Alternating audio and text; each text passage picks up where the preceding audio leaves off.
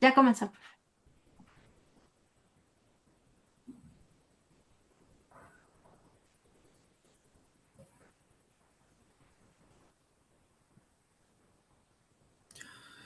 Hola, ¿qué tal? Muy buenas tardes a todos, a todas, a todas las personas que nos están sintonizando en este espacio de antropología, de conversación, que bien a bien hizo hospedar el Departamento de Antropología de la Universidad Autónoma Metropolitana, Iztapalapa.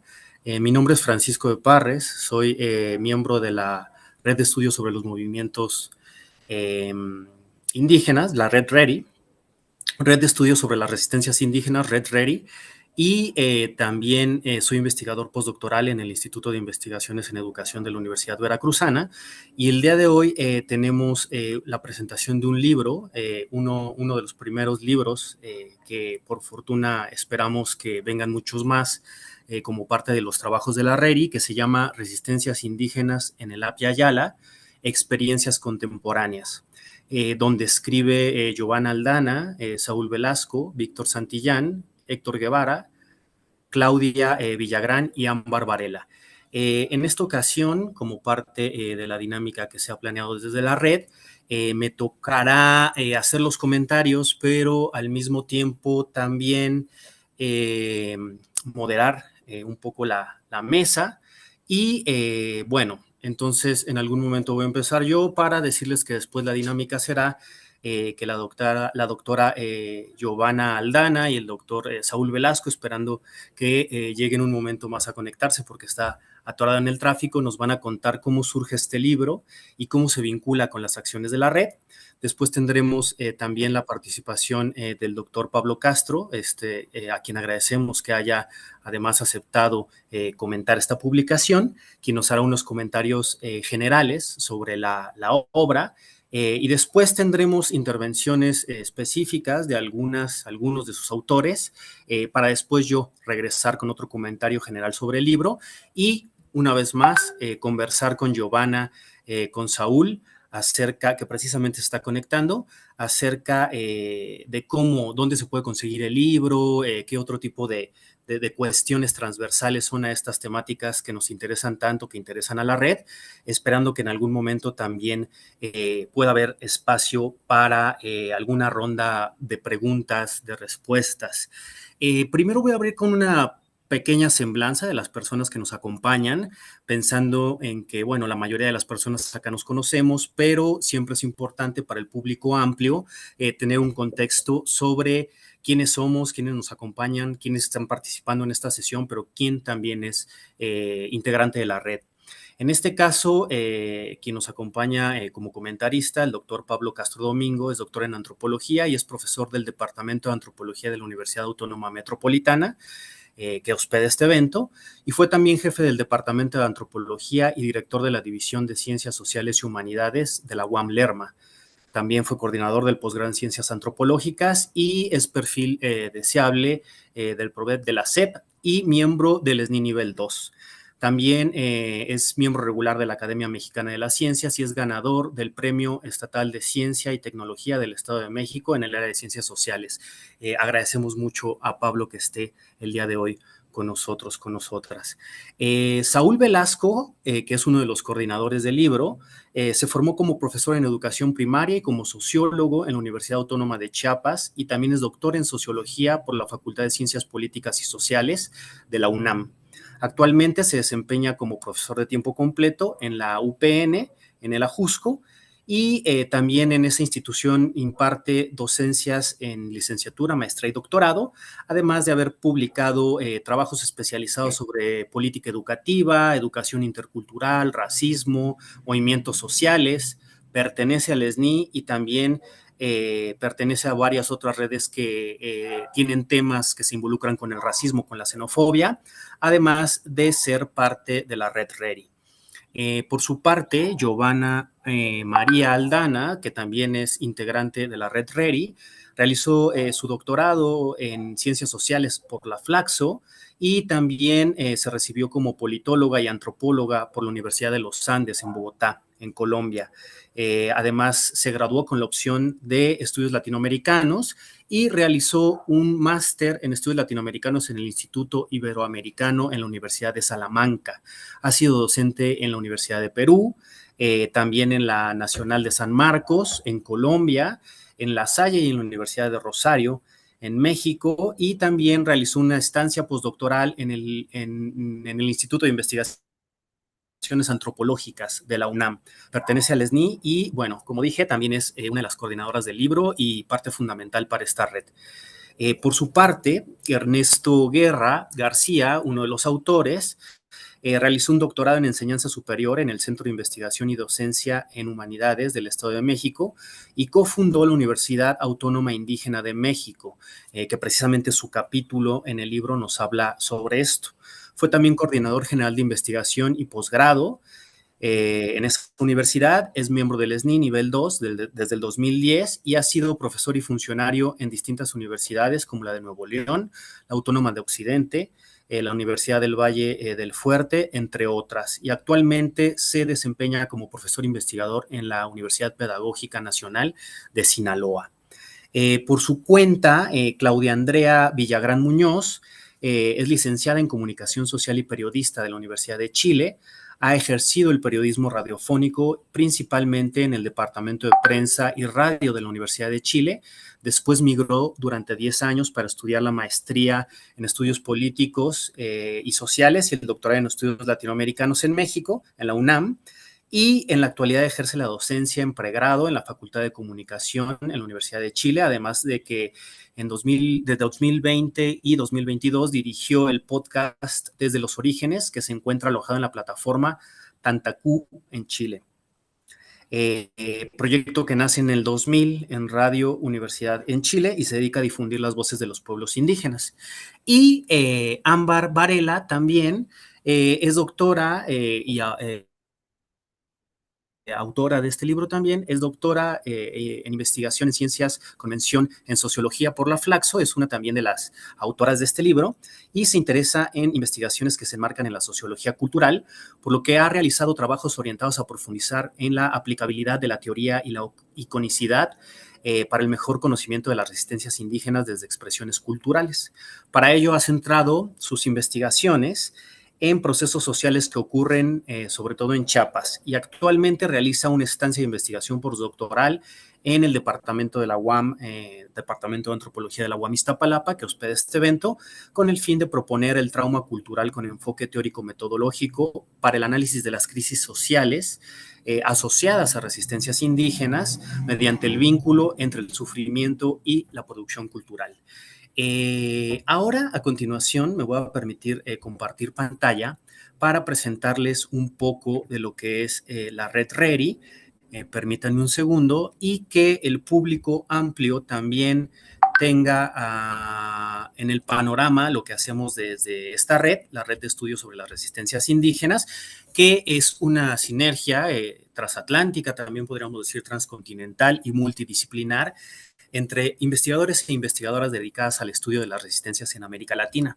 Algunos de nuestros objetivos e intereses sí son académicos, pero también son personales, ya que varios integrantes de esta red pertenecemos también a ciertas militancias que acompañan los movimientos de base desde distintas disciplinas, también para que se divulgue el conocimiento y resistencias de los pueblos originarios en Abya Yala, que como sabemos quiere decir tierra de sangre vital, tierra en pleno florecimiento y que viene del pueblo Cuna, que actualmente podría habitar los estados colonizados por Panamá. Y es, digamos, la acepción más antigua que se tiene de este continente antes de dársele el nombre de América, ¿no? En honor a uno de los colonizadores.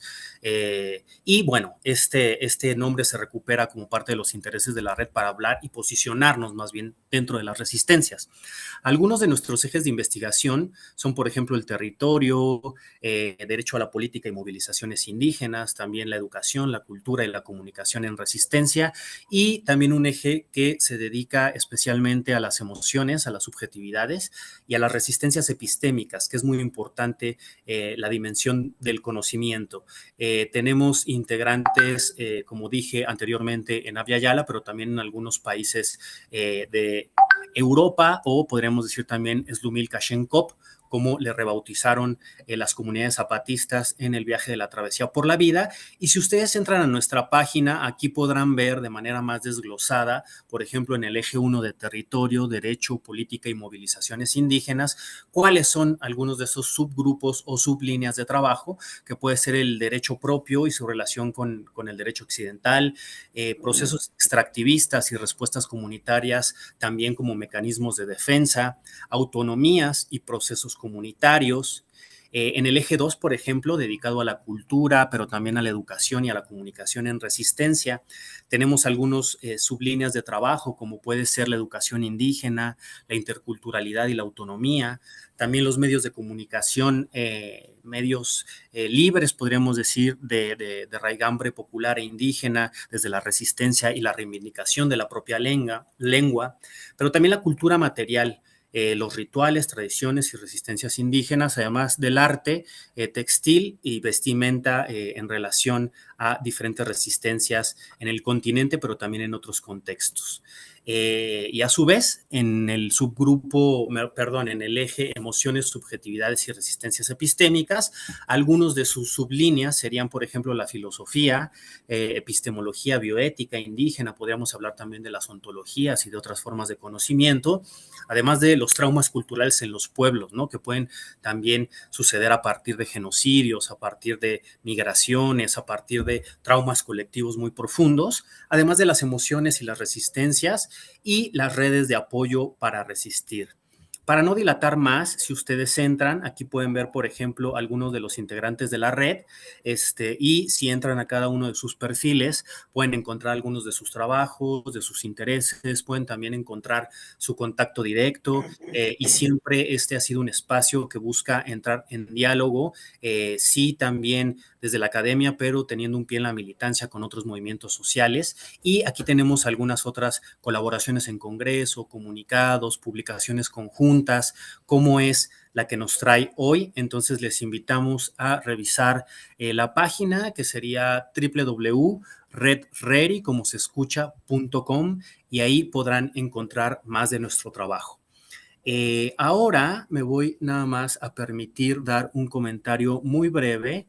Dejé de compartir pantalla para que ustedes se den cuenta, para iniciar esta conversación que nos trae el día de hoy sobre este libro Resistencias Indígenas en el Abya Yala, Experiencias Contemporáneas, sobre lo que se va a profundizar a lo largo de la charla es en explorar el libro que ahonda en diferentes formas de resistencia de algunos pueblos indígenas en América Latina, y cuáles son sobre todo las adversidades impuestas, habría que decirlo, por un sistema capitalista y sobre todo por políticas, en este caso de homogeneización cultural, ¿no? Sabemos que a nivel continental están estas pugnas mucho entre las figuras estatales, el patrimonialismo, pero también las autonomías y los procesos de libre autodeterminación, por ejemplo, con base en el convenio 169 de la Organización Mundial del Trabajo, que dice que se debe respetar la libre determinación de los pueblos.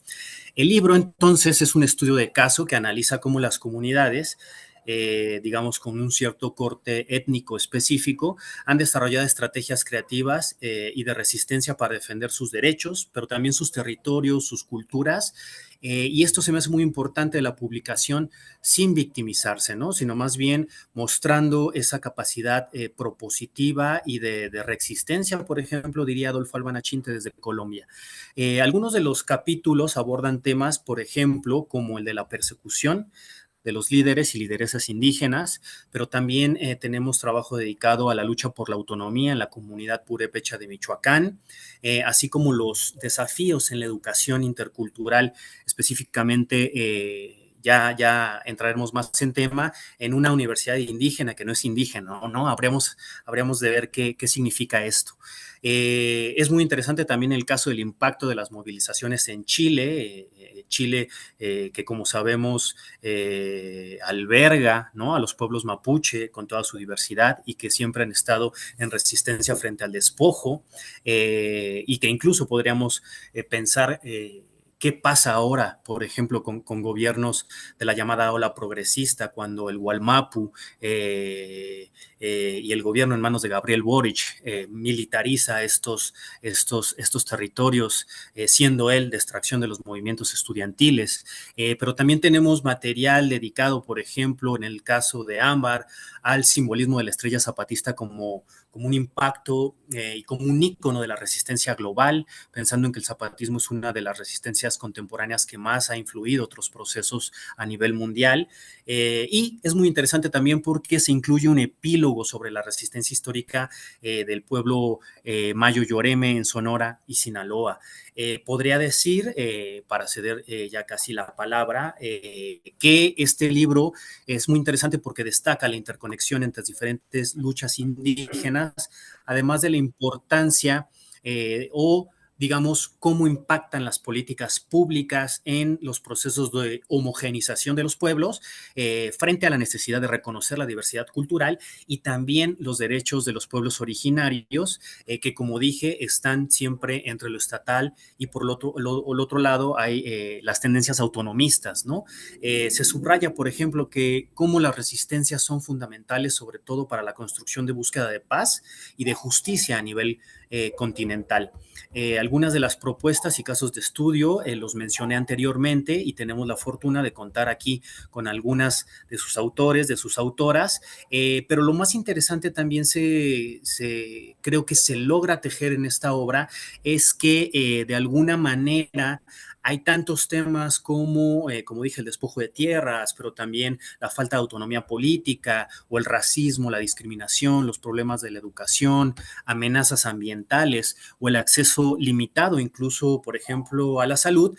Sin embargo, la obra coordinada por Saúl Velasco y por Giovanna Aldana se compone en, digamos, esta figura de mesetas, ¿no? Que me gusta mucho cómo lo ponen en el libro, porque lo que permite es leer el libro completo y ver cómo hay esas interconexiones entre las diferentes resistencias, pero al mismo tiempo leer los capítulos de forma aislada, si en algún momento no se quiere abordar todos los casos a nivel específico. Y bueno, pensando en que los agravios, principalmente para los pueblos originarios, se han intensificado en el siglo XXI, a pesar de al mismo tiempo tener algunas conquistas en sus derechos. Sin embargo, las agresiones han evolucionado y han generado nuevos escenarios de riesgo. Entonces, ahora con esta introducción general, vamos a pasar por favor con Giovanna, con Saúl, que por fortuna pudo llegar a tiempo y no se quedó atrapado en el tráfico, para que nos cuenten un poco cómo nace este proyecto. Y bueno, ustedes tienen la palabra para después ceder el turno al doctor Pablo Castro y que nos haga el comentario, digamos, más profundo sobre la obra, pensándolo desde una mirada más distante, más externa. Entonces, adelante, Giovanna, Saúl, quien guste, les escuchamos.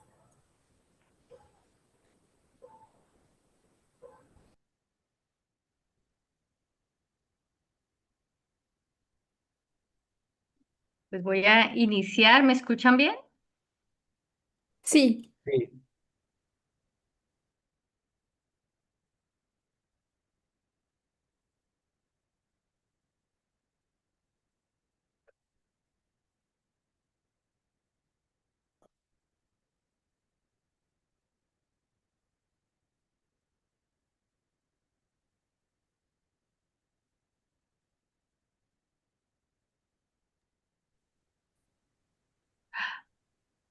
dejamos de escucharte. Ahí Ajá, está. sí. Hola, ¿me escuchan bien?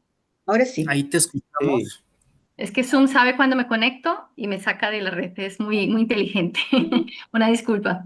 Me dice Saúl, me está escribiendo que no va a alcanzar a hablar, pero está con nosotros, así que nos va a contestar tal vez cosas escritas o bueno, por acá, por el WhatsApp, yo le voy leyendo. Muchas gracias a Francisco por la presentación de la obra. Muchas gracias también a la UAN Xochimilco y a las personas encargadas por abrir este espacio. Ámbar, muchas gracias por abrirlo. Es la presentación de una obra que tiene, pues digamos, para contarles un poco, 4 años de gestación, casi al inicio de que inició también la red de estudios sobre resistencias indígenas. Somos una red, como bien lo decía Francisco, transnacional, que busca tener un interés no solamente académico, sino también de, digamos, que salga de la frontera de lo académico para formar diálogos de saberes en diferentes direcciones y conectarnos tanto con lo que llamamos academia como con las personas que están diariamente resistiendo en todo Abya Yala. Utilizamos, claro, el término Abya Yala como un concepto también que muestra nuestra postura de acompañamiento, de nuestra propia resistencia con una red que no tiene ningún apoyo exclusivamente institucional, pero que sí busca las maneras de conectar con pues, estos diferentes trincheras, como les decía anteriormente. Este libro tiene el respaldo de la Universidad Tecnológica de Hermosillo a través de la red RENAGEB, que es una red de jardines botánicos de México, una red maravillosa que también defiende los saberes de los pueblos indígenas y a través de ello conectamos. Y pues ha sido el fruto del esfuerzo de las y los participantes, pero también del sustento de varias personas de RERI que en el camino debieron abandonarnos por otras ocupaciones que todas y todos tenemos, pero que, digamos, muestra los intereses que tenemos como investigadores precisamente de las resistencias indígenas. Y por eso buscamos que tuviera pues una conexión a lo largo y ancho de toda la Vía Yala. Hay representaciones de casos históricos de México como Cherán con el caso que estudia Víctor Santillán Ortega, un caso que él conoce a profundidad, pero que además muestra su participación política, muestra la manera en que Cherán se organizó y también la manera en que él como investigador ha ido conectando con esta comunidad. También está el caso más al norte de México, que es el caso de la Universidad Autónoma Indígena de México, su historia, su trascendencia y los cambios que ha tenido, que es el caso que nos muestra Ernesto. Está el caso, digamos, estos ya son más casos históricos específicamente, y están dos casos simbólicos que son muy coincidentes y muy valiosos, que son el escrito por nuestra compañera de Chile, Claudia Villagrán, que es un escrito muy hermoso, muy interesante sobre cómo la Fuye mapuche, la bandera llamada bandera mapuche, se fue tomando como un símbolo de resistencia para otro tipo de resistencias y que, digamos, unía, conjeturaba todas las resistencias que ocurrieron en el 2019 y a los cambios constitucionales recientes en Chile. Y lo mismo ocurría con nuestra querida Ámbar Varela y el caso de la estrella zapatista, que como bien lo dice el título, es la representación de muchas luchas alrededor del mundo y cómo esto se estudia simbólicamente.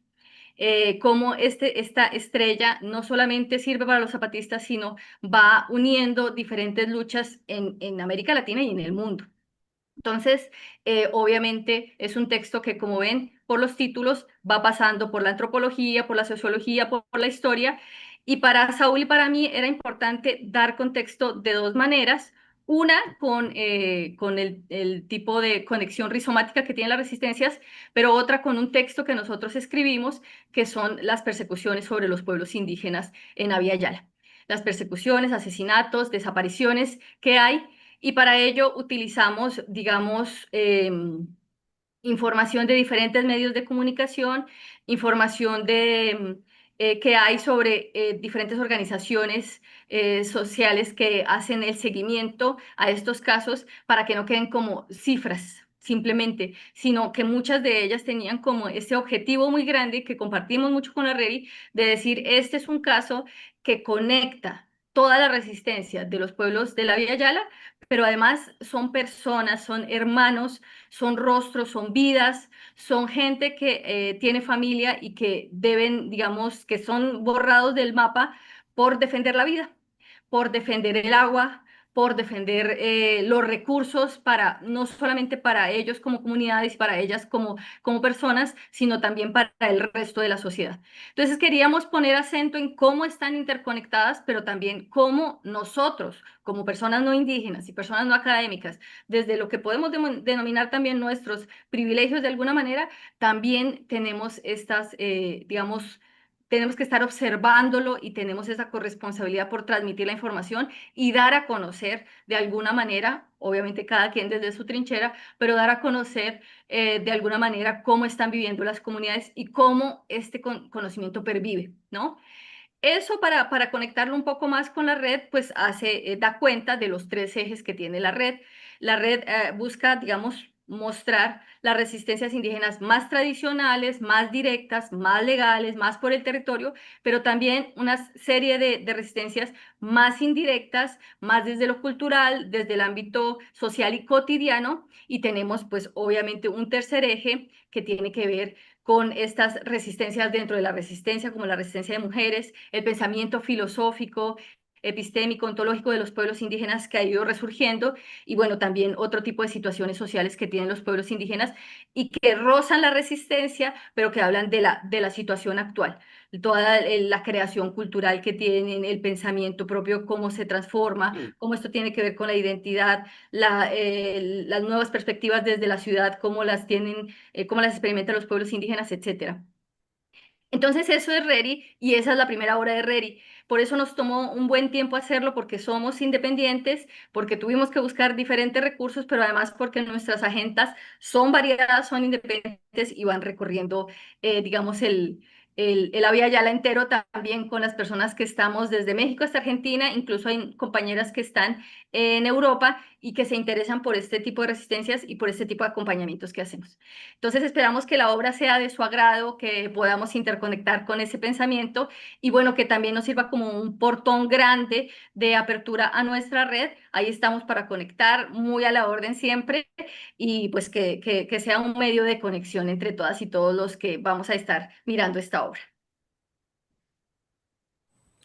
Muchísimas gracias, Giovanna. Pues se nota la pasión en el trabajo, se nota un esfuerzo colectivo muy interesante y bueno, también decir que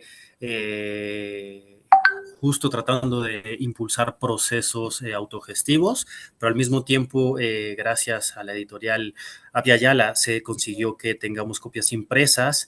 Después, a ver si nos dicen dónde se pueden encontrar, cómo se pueden conseguir, y ojalá también en algún momento se logre que la versión digital esté de libre acceso, pensando en que estos temas es muy importante que se conozcan. Entonces, bueno, para no alargar esto más, daríamos por favor paso a los comentarios del doctor Pablo Castro y reitero que nos sentimos muy agradecidos, muy agradecidas en que nos acompañe y además en que haga posible que una universidad tan importante como la Autónoma Metropolitana y con toda la tradición antropológica que tiene Iztapalapa albergue este evento. Entonces, Pablo, por favor, adelante. Muchas gracias. Sobre todo, agradezco la invitación para presentar este libro que antes, digamos, de conocer un poco sobre cómo se cocinó, lo que puedo decir de manera general es que es una publicación muy cuidada, pero además, digamos, con un muy buen diseño que hace muy atractivo. em, si, digamos, en la versión electrónica es atractivo, ya me imagino cómo será la versión impresa. Eh, También, bueno, es de celebrarse que digamos, la red que, como escucho, bueno, pues tiene dificultades para digamos, conseguir recursos para una publicación y sabemos que, bueno, una publicación de un libro, pues es realmente una empresa muy onerosa, ¿no? Muchas de las cosas que a veces escribimos son muy críticas, pueden ser críticas y populares, pero los libros, cada día son más costosos, ¿no? Entonces, pues también es de celebrarse bueno, que como parte, digamos, de la organización de la red, pues se busquen salidas de las investigaciones que se presentan. Pues bueno, voy a hacer algunos comentarios generales. En principio de cuentas, a mí me interesa mucho el tema de la resistencia. En el departamento de antropología, yo estoy en una línea de investigación que se dedica digamos, al análisis de la política.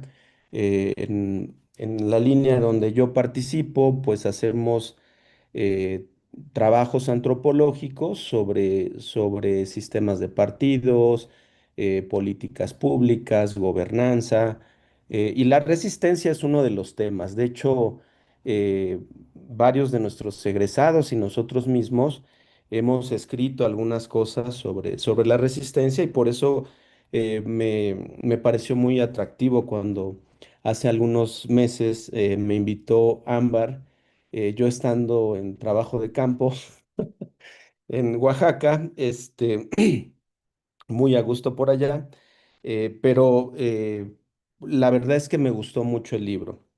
Eh, Comento primero el capítulo que escribió eh, Saúl Velasco, que tuve la fortuna de conocerlo en un seminario que organizamos Ámbar, Varela y un servidor sobre el levantamiento zapatista, 30 años, hace un par de años, y que bueno, pues estamos muy contentos porque viene en camino la publicación de ese libro. Ahí tuve la fortuna de conocer a Saúl. Ahora tengo la fortuna también de conocer a Giovanna Aldana. Quiero decir que el capítulo primero me pareció muy provocador, en el sentido de que mucho de lo que reflexiona Saúl y Giovanna, pues pareciera, digamos, como que va a contracorriente de la resistencia en términos de que nos están mostrando la parte pues más dura, ¿no? de la dominación, tanto del Estado como de grupos de interés, grupos de la delincuencia organizada, y hay datos que son realmente escalofriantes, ¿no? Digamos, observar que dentro de este espacio del Abya Yala, digamos, Brasil, Colombia, México y Honduras, pues tienen una presencia tristemente importante en términos de los asesinatos a personas defensoras, digamos, entiendo que de derechos humanos.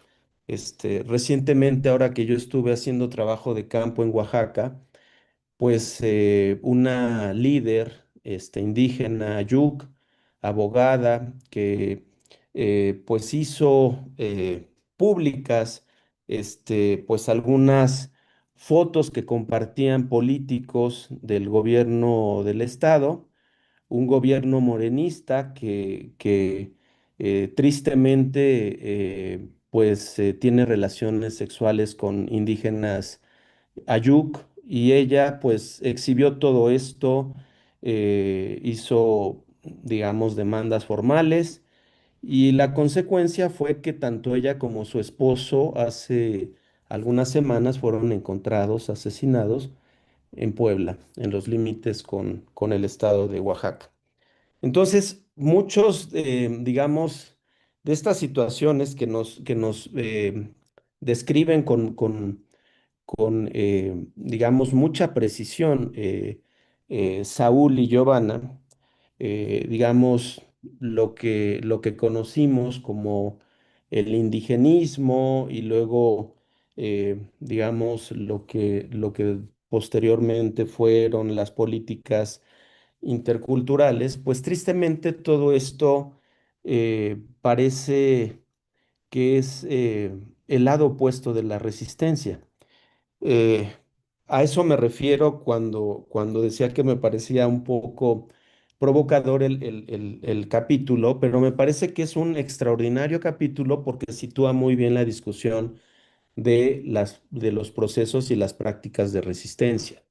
Porque justamente, como diría uno de los grandes expertos, el antropólogo y politólogo James Scott, que tristemente también hace algunos meses falleció, él sostiene que en los regímenes más autoritarios y totalitarios incluso, uno puede encontrar prácticas y procesos de resistencia, ¿no? Entonces, creo que este capítulo es un gran capítulo porque nos sitúa muy bien la discusión propiamente de los estudios de caso.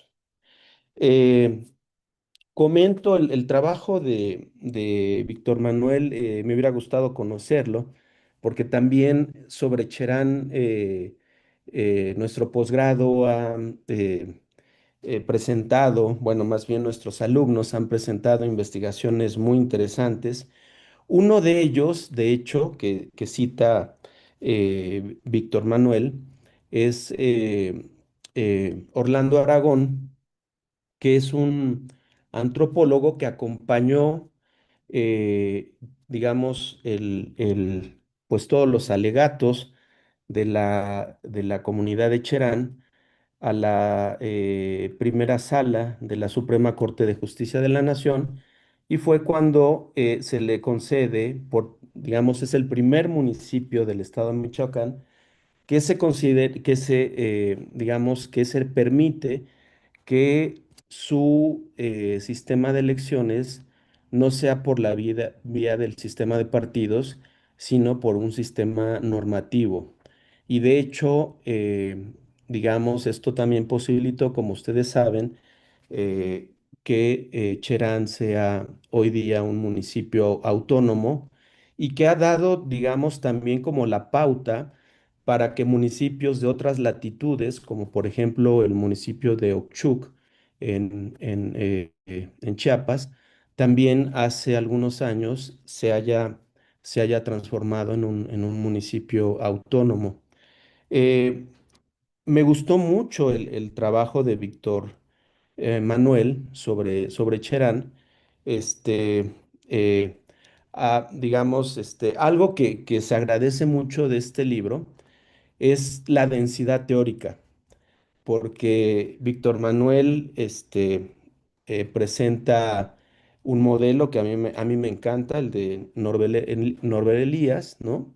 Pero bueno, ya comentaré, Claudia Villagrán también nos hace una reflexión muy rica desde la acción colectiva, y Ámbar Varela, que decirlo, sobre la sociología cultural, ¿no? Pero regreso al trabajo de Víctor Manuel, porque me parece que es un trabajo muy rico en términos de que ese primer capítulo que les comentaba de Saúl y de Giovanna, que nos ubican muy bien la problemática de dónde estamos parados, por qué la gente se tiene que organizar, ¿no? Para defender sus recursos, sus lenguas, su territorio, ¿no? Este, eh, Víctor Manuel nos muestra cómo, y utilizando de manera bastante interesante la noción de Norbert Elías, nos explica que Cherán fue un municipio sumamente dividido, fragmentado, pulverizado, donde lo que imperaban, digamos, eran como los intereses individuales, ¿no? Y que, bueno, pues esto, él lo presenta muy, muy bien en el caso del sistema de partidos municipal, porque nos plantea el escenario de 2007, cuando el PRD, digamos, por esos jaloneos internos, no termina por proponer una candidatura, quedan divididos y en ese momento gana el PRI, regresa el PRI a gobernar el municipio, y a partir de ahí hay una serie de problemáticas que salen, digamos, de la vida electoral y empiezan a operar en la vida cotidiana. A partir de ese momento, con el gobierno priista, lo que se puede observar en el estudio de Víctor Manuel es que, bueno, entra con mucha vitalidad grupos de la delincuencia organizada que, pues, un gran incentivo que tienen, pues, es la tala de montes, pero también los secuestros, las extorsiones, el cobro de piso, y llega un hartazgo que, digamos, en el que participan hombres, mujeres, niños, y con mucho miedo, con mucho temor, toman la decisión de hacer algo para defender su municipio, para defender sus bosques, para impedir que se sigan, explotando sus bosques de manera irracional. Y en ese momento, pues se les ocurren algunas figuras organizacionales para pues empezar a como tener una interlocución con autoridades del gobierno del estado de Michoacán, eh, pero también para construir seguridad en el municipio, ¿no? Y entonces se van a la figura de las fogatas, ¿no? Que se ubican en las esquinas y que esto es, digamos, un poco para resguardar, para vigilar que nadie, digamos, que ningún extraño ingrese al municipio.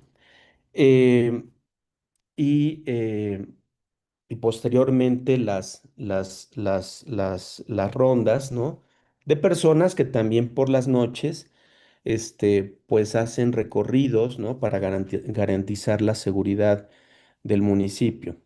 Y como muy atinadamente comenta Víctor Manuel, eh, la gente había olvidado una organización local que eran las rondas comunitarias, ¿no? Descritas, como lo cita muy bien Víctor Manuel, por el antropólogo norteamericano Ralph Bills, este, que él hablaba de esa figura de las rondas que, digamos, mantenían a Cherán con mucha seguridad por las noches, ¿no? Entonces, lo que observa Víctor Manuel es un proceso complejo en el que digamos, la comunidad presentada como una fragmentación con la organización empieza a tener cada vez una mayor cohesión y, digamos, se logra una integración y una cohesión que le permite una muy poderosa vitalidad, ¿no? La investigación de Víctor Manuel, se queda, digamos, como por ahí de 2014, no, un poquito antes, perdón, pero seguramente él es conocedor de lo que ocurrió después, ¿no?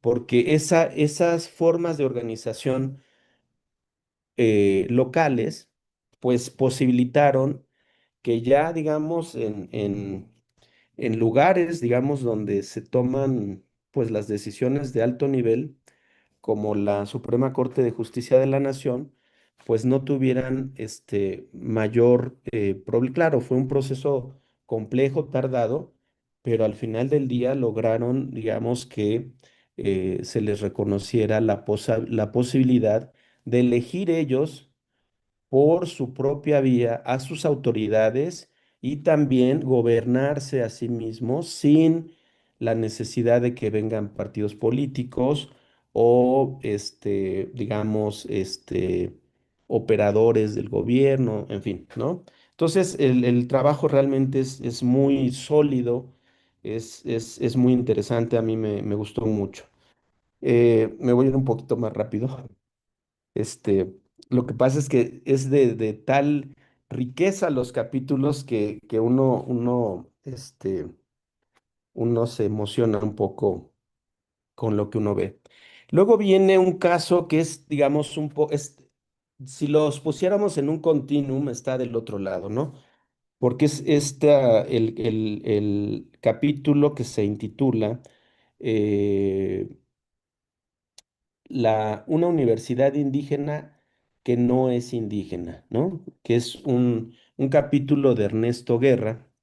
Este capítulo, eh, pues es digamos, de una universidad que, como ya comentaba Francisco, está en Sinaloa, una universidad que cuando nace por ahí de 2002, eh, digamos, cuando empieza realmente la confección en 2002, aunque por lo que comenta Ernesto, en realidad se aprueba desde 2001.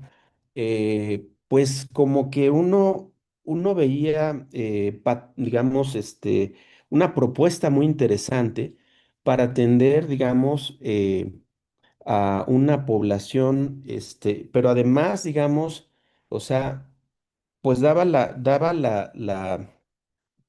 la impresión de que era con una lógica donde se iban a recuperar, digamos, ontologías locales, ¿no? Y parece que al principio fue más o menos así, ¿no? Más o menos, ¿no? Porque tiene datos muy duros.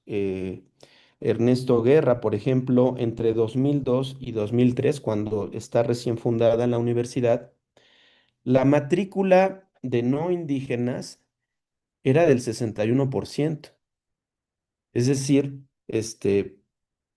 pues 39% del universo de alumnos eran indígenas, para los que entiendo estaba pensada la universidad. Eh, pero con el paso de los años, eh, pues la situación se agrava, ¿no? En términos de que cada vez se atiende menos matrícula, digamos, indígena. Por ejemplo, Ernesto comenta que entre 2018 y 2019 la matrícula no indígena creció al 86%, ¿no? Es decir, cada vez la presencia de alumnos indígenas era menor, pero además, digamos, el capítulo muestra cómo además de esta baja en la matrícula indígena, hubo cambios en la currícula universitaria.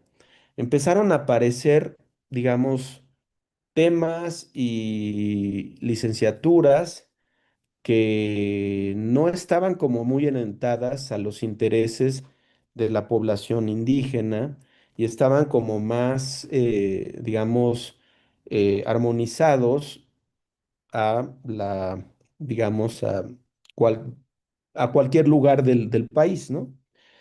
Eh, También, con el paso del tiempo, este, deja de operar la figura de lo indígena y empieza a operar más la figura de lo intercultural.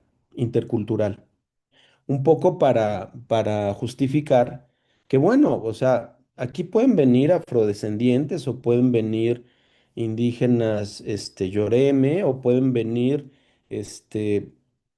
mestizos, quien quiera venir aquí, porque esta es una universidad intercultural, ¿no?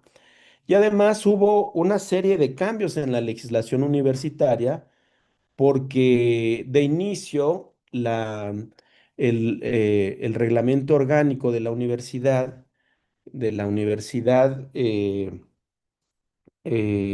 Autónoma Indígena de México, tenía candados para que no indígenas no pudieran ser rectores de la universidad. Y entonces vienen una serie de cambios en la legislación, obviamente en el Congreso local, en el Congreso de Sinaloa, que posibilitan que quien llegue de donde llegue, pues pueda ser rector, ¿no? Entonces, claro, todos estos son como muchos bemoles que pues empiezan como a erosionar la idea prístina de la universidad, ¿no? De la universidad indígena, y pasan cosas terroríficas, como por ejemplo también a nivel del Congreso local, desaparecen la Universidad Autónoma Indígena de México y se crea la Universidad Autónoma, déjenme ver, este, ya no me acuerdo cómo se llama, Intercultural. perdón, Creo que también le cambiaron el nombre a Intercultural de intercultural. Sinaloa, Ujú, exacto. de Sinaloa. Bueno, Este, entonces, bueno, uno dice, híjole, pues cada vez se ponen peor las cosas, ¿no? No obstante, hubo una movilización tanto de la población yoreme local, como de algunos profesores, como de algunos egresados, y no lograron revertir el cambio del nombre, pero después, como un acto político, se regresa al nombre original, ¿no? Porque así son los políticos, ¿no? En México. Entonces, pues en este caso, que es, digamos, la antítesis de Cherán, pues lo que podemos observar es que incluso con toda la verticalidad de esa universidad, ¿no? Eh, pues hubo gente que no estuvo conforme, gente que resistió, que en la medida de lo posible se opuso a lo que estaba ocurriendo, pero tristemente, así como ha bajado la matrícula de alumnos, también ha bajado el número de profesores indígenas, ¿no? Entonces, en fin, sabemos que pues los procesos sociales son de una gran heterogeneidad y esto, bueno, pues obviamente como analistas sociales, pues nos meten muchos problemas, nos enriquece mucho las discusiones. Este, Voy rápido con el caso de Chile, que me pareció alucinante. También sobre Chile, nosotros hemos y tenemos muchos y muchas alumnas, este, y yo siempre me sorprendo cuando leo cosas sobre Chile. Hace muchos años, antes de que yo estuviera en la UAM, yo fui investigador en el Colegio Mexiquense, en el Estado de México, y allá teníamos un programa, que era el programa interdisciplinario de estudios sobre el tercer sector, y yo siempre me sorprendía, este, yo siempre veía al caso chileno como un caso muy importante, ¿no? Porque yo decía, ¿cómo, a pesar de que tiene una población más pequeña que México, tiene una riqueza, una cantidad brutal de organizaciones del tercer sector? Y yo veía el caso mexicano, yo decía, qué barbaridad, somos muchísimos millones y solo tenemos 7,000 organizaciones de la sociedad civil, ¿no? Entonces yo decía, ¿cómo es posible? Yo siempre veía así como el caso así emblemático, ¿no? El caso chileno. Pero tristemente cada que leo eh, los avances de investigación o las tesis de nuestros alumnos, o este trabajo, por ejemplo, me sorprende muchísimo, este, eh, se me rompe el alma porque mi modelito se fractura, este, porque lo que nos muestra Claudia Villagrán en su capítulo, este, pues es muy desalentador en términos de que, bueno, pues así como hay una gran efervescencia de organizaciones de la sociedad civil, tristemente también hay un avance, bueno, muy feo, ¿no? Del neoliberalismo. Y esto, bueno, pues ha impactado en la vida de todas las personas, ¿no? Entonces, o sea, la investigación es muy rica, es muy interesante porque nos muestra dos momentos en el que se pudo haber aprobado una nueva constitución en Chile, pero que por las cuestiones, digamos, del entorno era imposible, ¿no? Este, eh, pero digamos, muchas cosas que son realmente interesantes, ¿no? Por ejemplo, la utilización de la bandera mapuche, ¿no?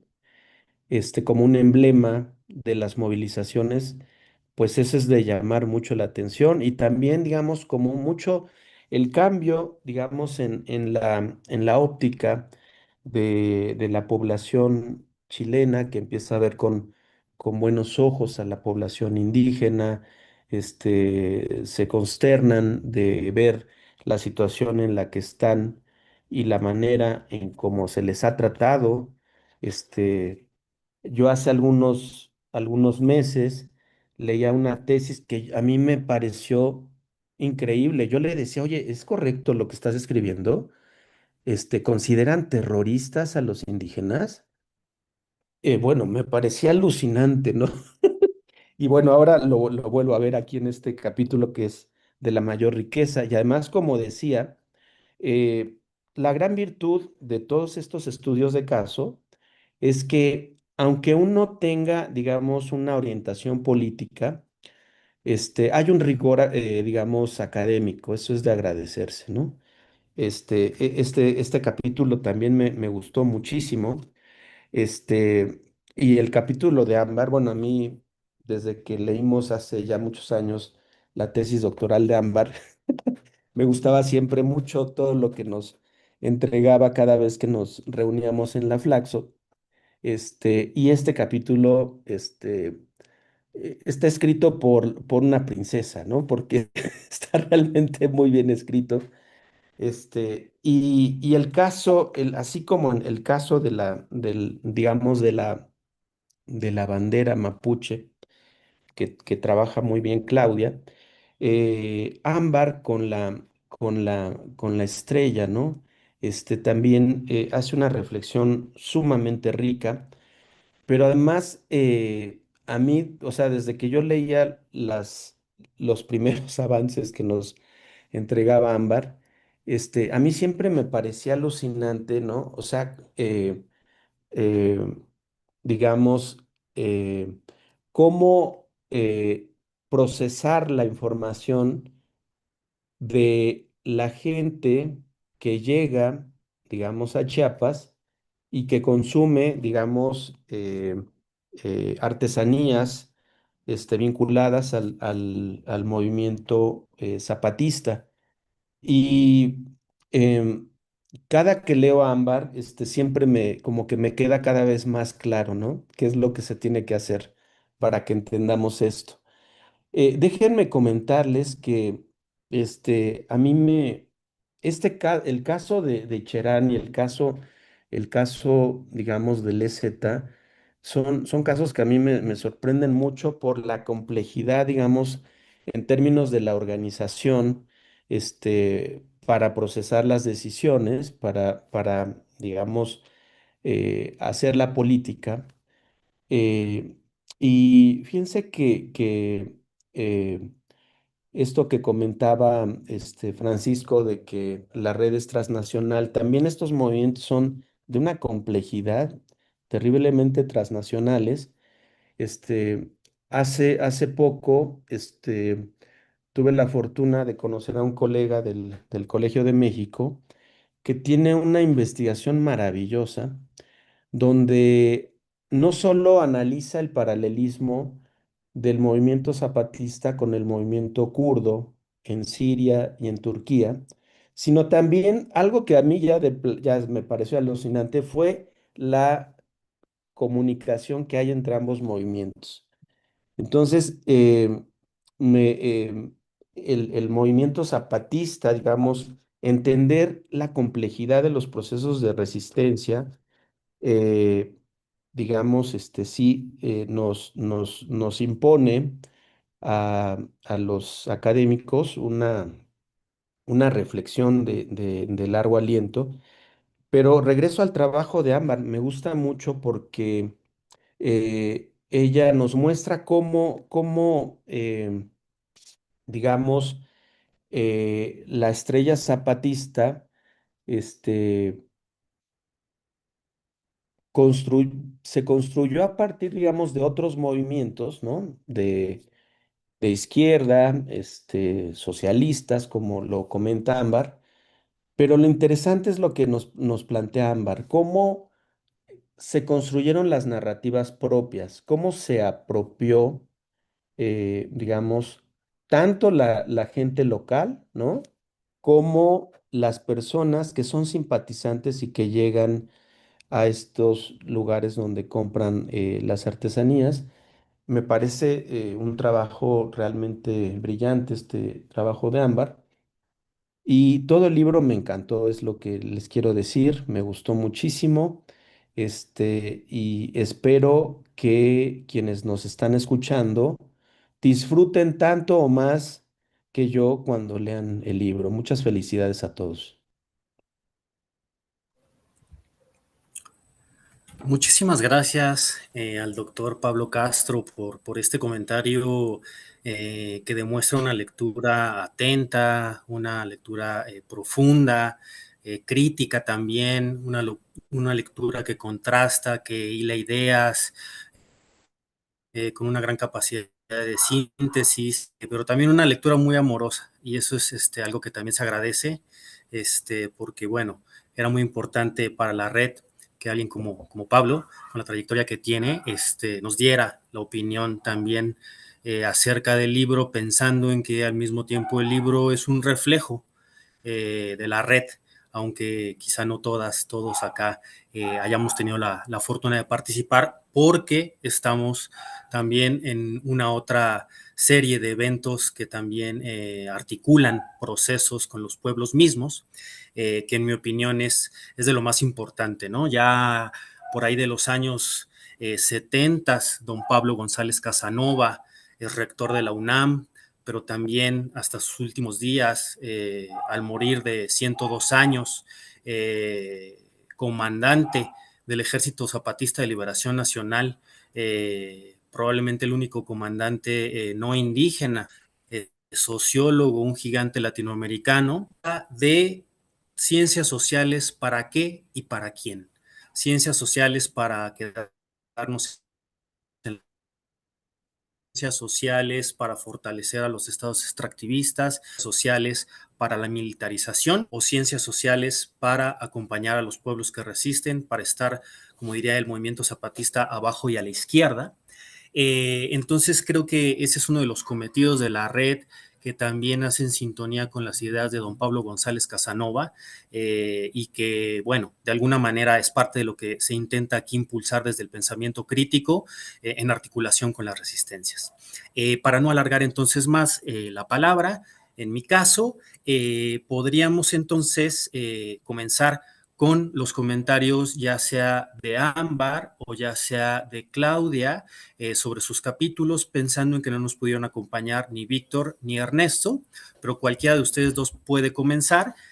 Después para yo hacer también unos comentarios generales para abonar algunas cosas más que se han dicho y después de esto tener otro breve comentario de Pablo y ver si por ahí hay alguna pregunta del público o también acá si queda alguna duda antes de que Giovanna nos diga dónde podemos conseguir este libro. Entonces, por favor, Claudia, adelante. Ujú. Hola, buenas noches. Ya por acá les saludo desde Santiago de Chile. Hola Francisco y a todos los miembros de la red presente y un honor y muy agradecida al doctor Pablo Castro por estos comentarios que nos ha ofrecido y me llama la atención también esto del caso chileno como alucinante y que le quebró el alma, pero nosotros también de alguna manera estamos con el alma quebrada. Déjeme compartirle también a propósito de estos eventos. ¿Qué comentar, qué resaltar? A mí me gustaría resaltar que este capítulo se titula Huenufoye, Pueblos Indígenas y Procesos Constituyentes en Chile, en plural, 2019-2023, posibles impactos de la movilización simbólica mapuche en el estallido social. Y cómo inicio yo este capítulo. Digo, Chile despertó con la Folle, Canelo del Cielo en Mapudungún o bandera mapuche enarbolada, cuando se dio inicio al fenómeno del llamado, comillas, estallido social, el 18 de octubre de 2019. Y a mí me gustaría mostrar esta imagen porque es tremendamente potente. Esa es la foto del 25 de octubre del 2019. se dijo que era la protesta más grande en la historia de nuestro país y esa ya es una toma más directa.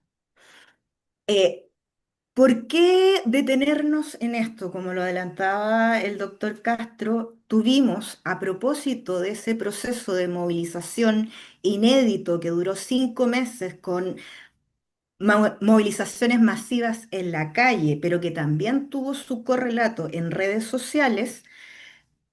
Tuvimos 5 meses de procesos enmarcadores de sentido, diría la teoría de la acción colectiva, ¿no? La dimensión simbólica de la movilización social, donde se disputan estas batallas por el nombrar. ¿Qué nombre le ponemos? ¿Qué diagnósticos? ¿Qué pronósticos? ¿Qué motivos llevan a las personas a movilizarse y a decir basta? Por eso la noción del estallido. Y yo rescato ciertos marcos de interpretación que se vieron precisamente en esas pancartas callejeras y también en las redes sociales, de esa autocomunicación que también nos manifiesta de los ciudadanos Castel, y donde voy a nombrar algunas que me parecen súper simbólicas y válidas de rememorar. No son 30 pesos, son 30 años. Chile despertó hasta que la dignidad se haga costumbre. La tele miente, interpelando a los medios de comunicación masivos. Chile será la tumba del neoliberalismo, a propósito de lo que decía el doctor Castro, y donde también hubo un correlato de un marco maestro que pareció englobar todo esto, el de la dignidad. Y por cierto, hubo procesos de contra enmarcados provenientes de los sectores poderosos, los sectores hegemónicos y del propio gobierno en ese momento, Sebastián Piñera como presidente, el ya fallecido, presidente Piñera, y él en algún momento dijo, estamos en guerra contra un enemigo poderoso, y desplegó también una tremenda represión hacia el pueblo, que dio como saldo 30 fallecidos, 400 globos oculares perdidos y 2 personas ciegas, Fabiola Campillay y Gustavo Gatica, un estudiante y una trabajadora. Y esto, por parte de este enmarcado de las movilizaciones, eh, generó el eslogan Chile despertó y le dispararon a los ojos. La crisis era tan fuerte que fue el Congreso Nacional quien dijo esto hay que buscarle una salida política y se ofreció un proceso constituyente. Tuvimos dos procesos. Quiero detenerme en algunas cuestiones del primero, porque ahí es donde precisamente hubo un reconocimiento de todo el tema que involucraba esa imagen de la Huenufoye, de la bandera mapuche. ¿Por qué cientos, millares de chilenos enarbolaron esta bandera? Y esto tiene que ver también con enmarcados o correlatos paralelos que resumo en otra pancarta, en otra imagen, figura que circuló. No son 30 años, son 500 años. Y ahí esta Buenufoya empezó a cobrar también sentido en términos de por qué los ciudadanos que nos autoconvocamos en plazas públicas, en nuestros barrios, en nuestros lugares de trabajo, para discutir, bueno, ¿qué pasa con esto? Nos están ofreciendo un proceso constituyente, ¿cómo se va a abordar? Y fue realmente emocionante ver cómo las personas, los ciudadanos comunes y corrientes decían, es que hay que incluir a los pueblos originarios, hay que incluir a los pueblos indígenas, no solamente al pueblo mapuche, sino que a todos los pueblos indígenas. Hoy día son 10 los reconocidos en la ley y que Chile tenía que ser intercultural. Entonces, esto dio cabida y a construir inéditas estructuras de oportunidades políticas que permitieron que el primer proceso constituyente generara tres hechos inéditos, digo. Uno, que fuera paritario, la misma cantidad de delegados de esos 155 delegados, fuera la misma cantidad de hombres y mujeres, que 25 de esos escaños pertenecieran a la lista del pueblo de ciudadanos pertenecientes al movimiento social, a la sociedad civil organizada, trabajadores, profesores, personas que no pertenecían a ningún partido político con representación en el Congreso.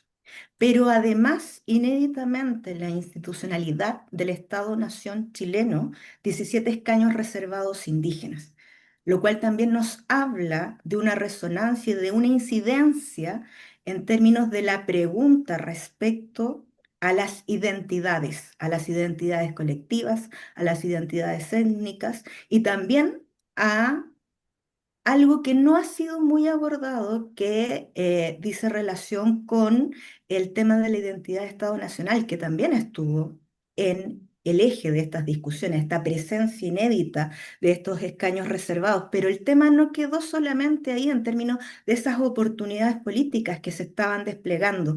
Cuando entra en funciones el 4 de julio del 2021, la primera mesa de este primer ejercicio constituyente, la convención, se elige la primera mesa y la primera presidenta fue una mujer mapuche, Elisa Loncón. Elisa Loncón, profesora universitaria, lingüista y quien saluda a todo un país desde el ex Congreso Nacional en Mapuzungún. Imagínense la resonancia de eso en ese momento histórico que estábamos presenciando. Y esto generó un texto constitucional que después fue vapuleado por muchas razones, porque era malo, porque era un mamarracho, un montón de contraenmarcados. En el primer artículo se consagraba que Chile es un Estado social y democrático de derecho, plurinacional, intercultural, regional y ecológico. Y uno de los contraenmarcados hegemónicos, entre varios, para llamar a rechazar este primer texto de propuesta de Carta Magna, fue que esto iba a generar que hubiese en Chile ciudadanos de primera y de segunda, porque se le daba demasiados derechos a los pueblos indígenas. Esto fue rechazado finalmente con un 61,89%. Entonces, ¿cuál fue mi ejercicio acá? Aparte de dar esta lectura desde esta dimensión simbólica de la acción colectiva que asistimos, y yo digo que es una observación participante porque todas y todos estuvimos inmiscuidos viviendo el día a día de esos 5 meses de movilizaciones y después encerrados en pandemia viendo cómo íbamos votando, cómo iba pasando esto del primer proceso y luego el segundo. En primer lugar, dejar registro, porque de verdad acá esa visión inédita de que los pueblos originarios entraran a la esfera pública y a la esfera política, y de poder tener el derecho de 17 escaños reservados en una convención constituyente. Pero por otro, también tratar de resolver por qué ocurrió esto, por qué ocurrió que la ciudadanía no indígena, no mapuche, enarboló la Huenufoye, enarboló la bandera mapuche. ¿Es acaso que la dimensión simbólica del Chile despertó encontró un nexo con la dimensión simbólica desplegada por el movimiento mapuche en los últimos 30 años, pero también de los últimos 100 años de explicaciones y autorrepresentaciones que ellos han ido realizando y donde encuentran o encontrarían resonancia los chilenos mestizos, que poco acá en Chile se habla sobre esta identidad de lo mestizo, que uno acá se presenta o dice que es mestizo, te quedan mirando con unos ojos enormes, a diferencia de México, donde está validada esta categoría. Y cómo estos chilenos mestizos resonaron también en esa identidad, en tanto excluidos del sistema político, económico y social de ese oasis o ese supuesto, comilla, oasis del modelo económico neoliberal chileno, frente a lo cual eh, pusieron, ¿no?, este marco maestro que decía yo en torno a la dignidad. Entonces, no doy más spoiler, como se dice actualmente, pero por ahí eso fue lo que quise yo poner de relevancia en este texto y de tratar de pensar esas cuestiones, ¿no? Así que muy agradecidos a todos y en especial también a la red que me ha cobijado, a la red que me ha cobijado desde el principio, a Saúl que me convocó, a Saúl Velasco, y también a Giovanna Aldana, quien en algún momento, debemos confesar, Giovanna, pensé en dejar este texto para no atrasar el grupo, pero tú me insististe en que no, que era importante terminarlo y llevarlo a puerto. Así que muchas gracias también por esos apoyos que se necesitan en los momentos difíciles, porque además, como le decía el doctor Pablo, estamos también y estábamos con el alma quebrada. Claudia, muchísimas gracias por compartirnos tus palabras, por dejarnos conocer un poco más de las resistencias continentales de Abya Yala. Un saludo también al pueblo mapuche, que desde los estados colonizados, hoy llamados Argentina y Chile, resisten, que tienen muchos y muchas lideresas presas, que sabemos cómo queman sus bosques, que sabemos que también, por ejemplo, en el lado de la Patagonia Argentina, intereses, por ejemplo, de la familia Benetton, que quiere apropiarse del agua. Sabemos que también hay intereses sionistas que se quieren quedar con las tierras de la Patagonia, donde incluso les está abriendo el camino figuras tan deslesnables como Javier Milei, pero que además tienen ahí intereses sionistas, por ejemplo, de la industria armamentística y que también actualmente está llevando a cabo el genocidio en contra del digno pueblo palestino en la Franja de Gaza. Entonces, es muy importante la resistencia mapuche porque conecta de alguna manera todos estos fervores populares que quieren de alguna manera transformar este mundo tan injusto en el que vivimos. Me da mucho gusto ver que Ernesto Guerra también está por acá, pero si gustan para hacer una ligazón en el caso de Claudia, que nos habla sobre la bandera mapuche, podríamos pasar primero con Ámbar para que nos hable de la iconografía de la bandera zapatista y que cuando también leí el texto me era imposible no traer otro tipo de referencias, como puede ser, por ejemplo, la bandera internacionalista de la revolución de Rojava en el Kurdistán, o la huipala, por ejemplo, también, que de alguna manera tiene raigambre en zonas andinas, pero que al mismo tiempo se ha convertido en un símbolo de resistencia también a nivel continental y que muchos otros pueblos acogen como propia. Entonces, muchas gracias por los comentarios y damos la palabra a Ámbar, por favor. Muchas gracias, Francisco, y gracias a todas y a todos quienes nos están escuchando vía el canal de Ciencias Antropológicas de la UAM. Muchas gracias a la red por invitarme a participar en este proyecto tan bonito. Estoy muy contenta de que, pues, haber participado en la primera publicación de la red RERI, lo cual lo hace muy significativo para mí. Y también le agradezco mucho al doctor Pablo por sus palabras, mucho también del trabajo que ustedes tuvieron oportunidad de leer, pues fue acompañado por él en el proceso también de elaboración de la tesis que ya él mencionó. Entonces, gracias por esos comentarios tan cariñosos que hizo hace un momento. Pues yo no quiero extenderme mucho, nada más pues contarles que el capítulo que yo presento en el libro trata justamente de el valor simbólico que tiene los objetos tatuados con la estrella roja y cómo la lucha zapatista, con sus ideales, con sus ejemplos, con sus testimonios justamente de de resistencia y de esta resistencia que es vista, digamos, desde las personas que están desde fuera, no propiamente desde el movimiento, no propiamente desde los batallones o desde las comunidades indígenas, sino lo que el texto habla es de las personas que están viendo la lucha desde fuera, cómo la están valorando de una manera muy positiva que resignifica justamente a las luchas de izquierda alrededor del mundo donde se ha visto ya antes la estrella roja, precisamente como mencionó Pablo hace un momento, también como menciona Francisco.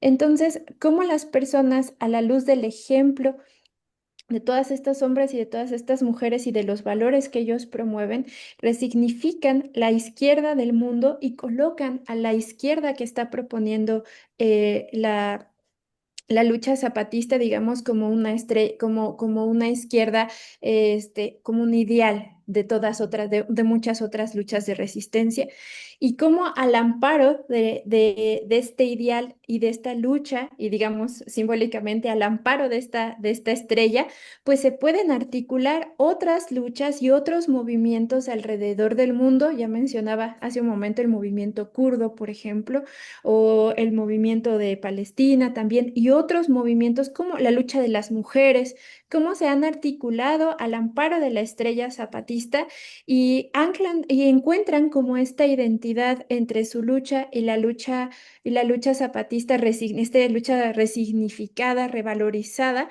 y cómo eso también les da un cobijo que los sigue impulsando y que los sigue motivando a seguir luchando cada uno de estos frentes. Y entonces eso hace que la lucha zapatista pues se extienda simbólicamente hacia muchos rincones del mundo, ¿no? Y que estos objetos, digamos, tatuados con la estrella roja, pues viajen de las fronteras del sureste mexicano a Japón, al Medio Oriente, a Sudamérica, a Europa, y que adquieran, y que no solamente viajan, sino que en el lugar en el donde se colocan, estos valores brillan, ¿no? Y estos valores iluminan otras luchas. Entonces, ese es el trabajo que está incluido en el texto. No les hago más spoiler yo tampoco, les invito a leerlo. Y pues sin más, eso es lo que yo comentaría, Francisco. Muchas gracias a todas y a todos. Muchas gracias, Ámbar. Pues como ven, lo lindo de este libro es que por más que se puede leer a través de la figura de las mesetas, ¿no? Que nos dicen sus autores, sus autoras, al mismo tiempo hay estas interconexiones, y por eso también me gustó mucho el comentario de Pablo acerca de que no solo hay integrantes de la red a nivel transcontinental o en otras geografías, sino los movimientos mismos, ¿no? Recordemos incluso por ahí la travesía por la vida que realizó el Ejército Zapatista de Liberación Nacional en 2021, donde dieron la vuelta por lo menos a 19 países, según la información que se sabe, porque todavía no han comunicado su balance público, pero que en estos 19 países, más allá de centrarse en una especie de movimiento etnicista o cerrado, como muchas veces se les ha querido caracterizar, se fueron a juntar con movimientos que tienen que ver con la migración, pero también con la defensa de derechos amplios, de la educación, con trabajadoras sexuales, con movimientos por la defensa urbana o los huertos también, la defensa alimentaria, el autocultivo alimentario también.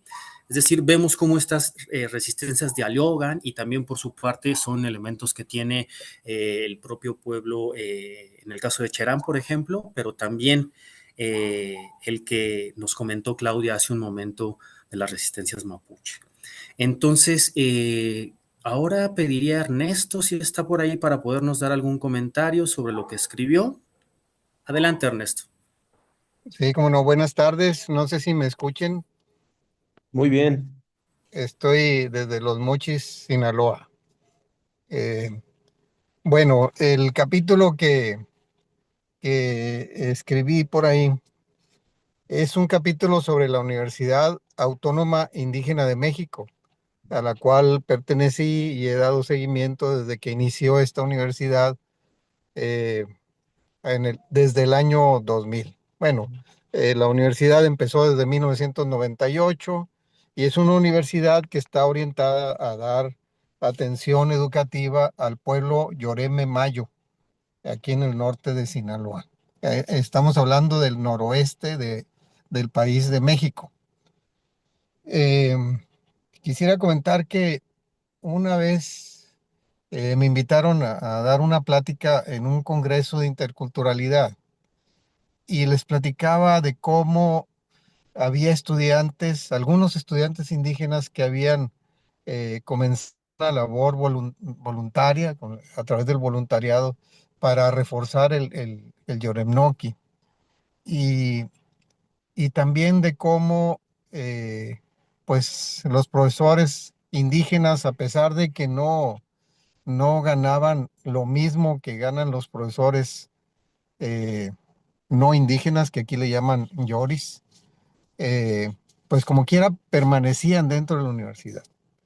Y entonces en los comentarios me decían que estaban un poco decepcionados porque ellos pensaban que yo iba a hablar de todos esos asuntos de la reproducción, en donde había procesos colonialistas, procesos aculturadores, de racismo, de discriminación, etcétera, etcétera. Y tienen razón, o sea, en el sentido de que también hay eso. El problema es que en las universidades interculturales y sobre todo en la universidad indígena suceden las dos cosas. Hay procesos fuertes de reproducción, hay un proceso fuerte de colonialismo donde los no indígenas dominan las decisiones curriculares, las decisiones en todo sentido. eh, de la universidad que sarcásticamente se llama indígena. Empecé a escribir este artículo inspirado por un artículo de Gunther Dietz que decía, ¿qué de, ¿qué de interculturalidad tiene la universidad intercultural? Y yo me preguntaba, ¿qué de indígena tiene una universidad indígena como esta, la Universidad Autónoma Indígena de México? Y entonces empezaba a ver todos los elementos, por ejemplo, el currículum, los profesores, los estudiantes, y obviamente en todos los aspectos, pues domina el proceso de reproducción, el colonialismo, el racismo, este, el- todas esas asimetrías en contra de los indígenas, pero a la vez hay procesos contrarios, que son como microprocesos que se dan ahí, que a veces pudieran estar como medio invisibles porque el gran peso de la cultura occidentalizada como que no los deja ver, a pesar de que estamos en una universidad indígena. Eh, y entonces esos procesos sí son interesantes, son microprocesos. Eh, por ejemplo, lo que decía ahorita, la permanencia de pocos profesores mal pagados, pocos profesores indígenas mal pagados, y ahí están porque es parte de su resistencia. También es parte de su resistencia los pocos estudiantes indígenas lloremes que allí están y continúan, aun cuando son pocos, pero continúan. Eh, el hecho de que haya eh, acciones para reforzar un poco la lengua, a pesar de que hay un desplazamiento tremendo y el Yoremnoki, que es su lengua, está a punto de desaparecer, pero como quiera hay procesos en donde se trata de reanimar algo que ya está muy avanzado en su desplazamiento. Entonces, lo que se presenta ahí, pues es precisamente algo complejo, es la, entre la reproducción de esa fuerza eh, occidentalizada y la resistencia indígena, digamos, que es esa lucha que hay ahí. Hay uno de los digamos, de lo que más me interesaba narrar allí es cómo los rectores y las primeras autoridades siempre han sido y siempre fueron no indígenas. Y, eh, y como quiera, siempre hay la lucha de los indígenas por llegar a que alguno de sus miembros llegue a ser rector, lo cual es tremendamente difícil ante una sociedad pues racista, ¿verdad? Entonces, el, de eso se trata el capítulo del libro. Agradezco mucho eh, a, a la red de resistencia indígena, eh, a Giovanna, a Saúl por haberme invitado y también en este programa agradezco mucho la invitación a platicar. Y pues espero alguna pregunta o comentarios. Con todo gusto. Aquí estamos. Muchas gracias. Muchas gracias, Ernesto. También un gusto tenerte por acá y escuchar siempre los textos en palabras de quienes los escriben. Nos ayuda a darnos un panorama con otro tipo de matices, con otro tipo de pinceladas que agregan más color, podríamos decir, a esta paleta de por sí compleja y multicolor que son las resistencias. Yo por acá tenía algunas anotaciones en las que seré muy breve, pero me interesaría puntualizar algunas cosas, por ejemplo, que se mencionan en el libro, antes de ver si hay alguna pregunta o si Giovanna nos quiere compartir algo más o Pablo tiene algo más que decirnos. Pero me gustaría, por ejemplo, acentuar lo que se dice en torno a cómo la educación juega un papel principal en la lucha por la descolonización, que así debería de ser, ¿no? También por eso hay muchos procesos que en su autonomía también la dimensión educativa ha sido fundamental, pero también cómo, por ejemplo, en la parte de las agresiones que sufren las resistencias y en este caso de los pueblos originarios, también las resistencias a veces incluyen acciones legales, ¿no? Entonces, vemos cómo la resistencia toma diferentes matices muy interesantes, ¿no? Datos que también ya mencionó Pablo anteriormente y que también a mí me dejaron impactado es que entre 2012 y 2022 el 68% de los asesinatos de defensores y defensoras de derechos humanos ocurrieron en Abya Yala, por ejemplo, y esto suma, por lo menos a la fecha en la que se escribe el texto, un total de 783 muertes. Esto realmente pone un panorama muy complejo, más allá de que podríamos poner aquí a debate también la noción de derechos humanos, ¿no? Pensando en que viene más como desde una tradición francesa y los pueblos originarios a veces hablan más de, por ejemplo, el Equilcush Lejal o del Sumac Causay o de el vivir sabroso que llaman en Colombia, que no precisamente sería la perspectiva de los derechos humanos. Pero bueno, también parte de estos mecanismos de resistencia en el caso de Cherán, pues son, por ejemplo, las rondas comunitarias, las barricadas, también las fogatas, como ya también se mencionó, como forma de asamblea, en este caso de pueblos purépechas, ¿no? Que es tan importante, siempre en un proceso de tender hacia la autonomía, pero también hacia la defensa territorial. Hay autoras, por ejemplo, que dirían que quizá Cherán no sería exactamente una autonomía como la podemos encontrar en otros lugares, probablemente en el caso zapatista, debido a que reciben recursos del Estado y de alguna manera siguen apelando al Estado-Nación. Y esto lo convertiría en una especie de autonomía tutelada, por ejemplo, y ahí habría también un debate entre las autonomías de jure o las autonomías de facto, traer a la mesa y recordar los fallidos acuerdos de San Andrés, por ejemplo. Pero bueno, lo interesante acá es que los pueblos hacen sus propias dinámicas para resistir de muy diversas formas, ¿no?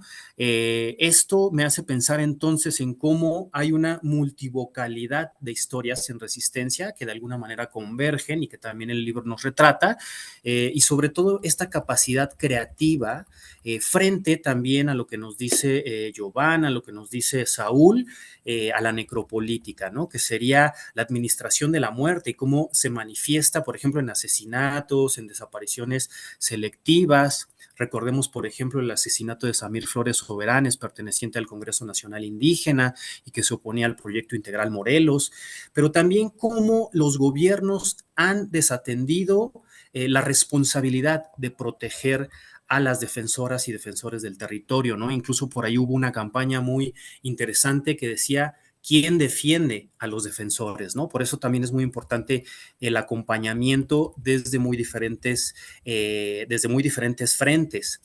Algunas de las claves que el libro recupera y que también creo que son importantes como narrativa transversal es la protección del medio ambiente, la protección de la biodiversidad, el no pensar el rumbo civilizatorio desde el antropoceno o lo humano o lo antropocéntrico como el culmen civilizatorio que ordena todas las demás condiciones de la vida y sobre el cual las demás especies se verían supeditadas. Pero bueno, también acá tengo algunas notas acerca de, por ejemplo, la estructura del autogobierno en el caso de Cherán y cómo está el Consejo Supremo, que además es interesante cómo en la pasada Asamblea Nacional por el Agua y la Vida, convocada por el Congreso Nacional Indígena, hubo la presencia del Consejo Supremo de Michoacán como parte de una delegación pensando en que hay resistencias que muchas veces no solo desbordan los territorios, podríamos así decirlo, sino que al vivir las mismas afectaciones en esta fase del capitalismo que podríamos considerar si visitamos a William Robinson o a Gilberto López y Rivas como capitalismo en su fase de acumulación por desposesión militarizada y delincuencial, donde lo común, en este caso, como puede ser el agua, enlaza todas esas otras resistencias. Por aquí, bueno, tengo notas sobre la educación, el caso Lloreme, sobre la gobernanza, por ejemplo, o el neoindigenismo. Incluso ahora vemos cómo también se trata de hacer desde la federación una imbrincación entre el discurso estatal y por otro lado una especie, por lo menos lo que yo consideraría de folclorización de los pueblos originarios, pero además en un tono bélico, en un tono militarista. Entonces, bueno, ahí hay elementos que también nos invita a pensar el libro, aunque el propio libro no lo diga como tal, y elementos tan importantes como los de la interculturalidad, ¿no? Pensando en que no es lo mismo interculturalidad que multiculturalismo o que interculturalidad crítica y cómo todo esto se manifiesta en los diferentes procesos. La legislación y la normatividad, por ejemplo, en el caso de la universidad también es muy importante, como ya se comentó acá, pero también las acciones legales para reivindicar los derechos de los pueblos. En este caso también, por ejemplo, la permanencia de profesores y profesoras indígenas para la formación de nuevos cuadros. ¿Qué elementos hay ahí en juego? Pues está la memoria, pero también está la recuperación de la lengua, pero también está todas estas dinámicas de organización colectiva y popular que hacen otro tipo de políticas que cuando una universidad no tiene realmente en su profesorado esa, digamos, por lo menos representatividad, por no decir homogeneidad, perteneciente a algunos pueblos originarios, pues se pone en duda también un poco el proyecto. Es importante también destacar algunos de los métodos de investigación que se presentan, como la etnografía, que en este caso, para el público que no lo sepa, pues es una observación que al mismo tiempo participa de la vida cotidiana de las comunidades, es decir, hay una implicación en los procesos de observancia, lo que logra de alguna manera asegurar también que otras voces sean escuchadas, que otras voces sean respetadas y que, bueno, esto también hace parte de las dinámicas de la red RERI, tratando de entrelazar voces que no solo estén, digamos, entre los cuatro muros de un salón de clases. Hay debates que se abren también en torno a la plurinacionalidad. Y bueno, ya nos decía Claudia, ¿no? Cómo ha habido referéndums que incluso en términos de esta ola progresista es impactante ver cómo la sociedad, a fin de cuentas, no abraza por completo estos proyectos, más allá del mestizaje que también se ha apuntalado tanto en México, pero también en el caso de Chile. Pero no hay que dejar de mencionar que ha habido otros, digamos, procesos complejos a nivel continental, como puede ser el de Ecuador en su momento, pero también el gobierno, por ejemplo, de Evo Morales, donde si hay un proceso de legalización, un proceso jurisdiccional en el cual la plurinacionalidad se instaura dentro de los márgenes jurídicos y políticos del Estado. Sin embargo, lo que se considera un gran avance, por supuesto, sin embargo, este tipo de estados no dejan de ser la administración de las dinámicas internas del territorio, que no logran realmente acabar con las dinámicas extractivistas en los territorios y en los pueblos, como puede ser las eólicas, como puede ser la minería, como puede ser proyectos, por ejemplo, en el caso de México, como el mal llamado Tren Maya.